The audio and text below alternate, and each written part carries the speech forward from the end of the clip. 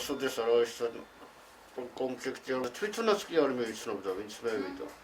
თუ არ იციან მევიდა გითხრა რომ არ ვიცი. თვის და რის გამო? დედაყბაც გატეხილი აქვს თუ გინდათ იმასაც გაჩვენი. კაი, სულ დაგირეკავ, კაი.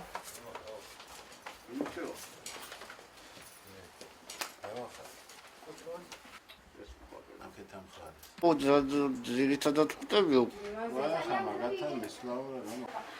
გამოძიებასთან დაკავშირებით ვერ გეტყვით რომ ნორმალურად მიდიოდეს, იმიტომ რომ პირველივე დღეს რაც იყო და დაკითხვაზე იყვნენ მოსული, მეორე დღეს ჩვენება აიღეს, მის მერე არავინ არ შევხმიანებია და ეხა თავისთავად აქედან გამოსავალი ის არის, რომ აი ჩემი აზრით ალბათ არანაირი გამოძიება არ მიდის.